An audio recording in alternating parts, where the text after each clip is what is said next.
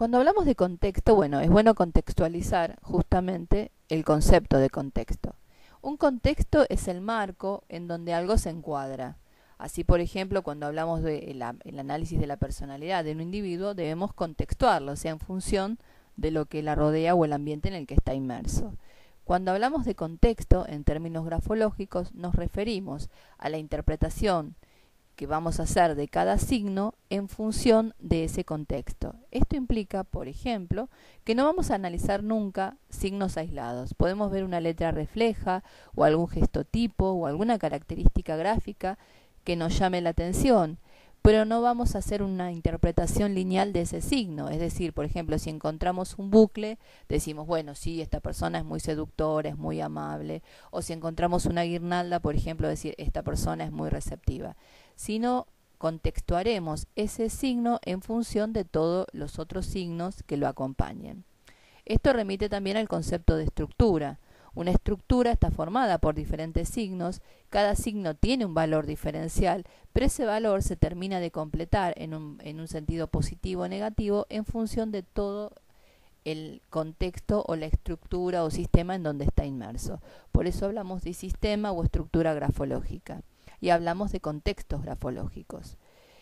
En el material de hoy, la idea es proporcionar un método de lectura inicial, global, de las características destacadas de una escritura.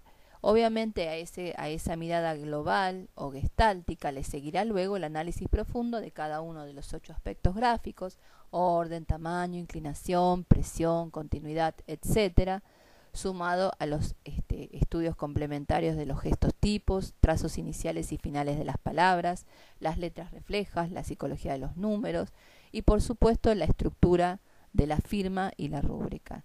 Todo eso es el grafoanálisis básico que nos permitirá inferir las características de personalidad, el equilibrio psicosomático y las dinámicas de esa personalidad. Bien, la idea entonces es mencionar cuáles son los núcleos contextuales de base. Bueno, tenemos 4. El primero es la forma o el nivel de forma. Esto se refiere a el estilo o la forma en la que están ejecutadas cada una de las letras que componen las palabras y el texto. Así podemos encontrarnos letras de formas sencillas o simples, letras con ornamentos, letras con complicaciones. Por ejemplo, llamamos complicaciones cuando la letra tiene un exceso de bucles o un exceso de espirales o de agregados innecesarios que no hacen a la legibilidad de la letra. Una letra simplificada, en cambio, por ejemplo, pensemos en una letra P. Nosotros podemos hacer el trazo inicial, la bajada y la lomita. Bueno, hay alguna persona que puede simplificar reduciendo ese trazo inicial y dejarlo un simple palote vertical y la lomita después.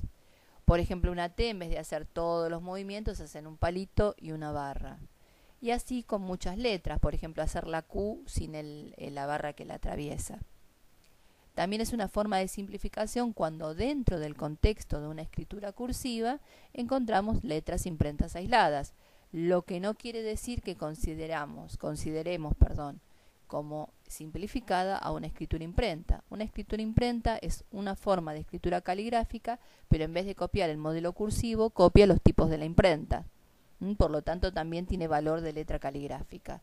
Aunque obviamente sí es importante destacar que su esquema va a ser más simplificado. Bien, el nivel de forma, ¿con qué nos da cuenta? Bueno, la forma en la escritura es como la estructura global, es donde todo va a parar allí. Por ejemplo, yo puedo tener una letra muy caligráfica, pero con un determinado tamaño, una determinada inclinación, un determinado espaciamiento entre líneas. Eso, más allá del concepto global de escribir en forma caligráfica o en forma imprenta, etcétera, es un marco desde donde después yo voy a interpretar todo lo que voy viendo. La forma entonces nos va a dar el estilo cognitivo, esto es la forma en que la persona percibe y apercibe la realidad. Percibe cómo interpreta, cómo ve, cómo evalúa las situaciones personales e interpersonales de la realidad en donde está inmerso, y la percepción es lo que siente. Por ejemplo, una letra caligráfica, sobre todo si es muy caligráfica, indica que se trata de una persona conservadora y que por lo tanto va a tener una estructura más rígida o más formal en su interpretación de la realidad.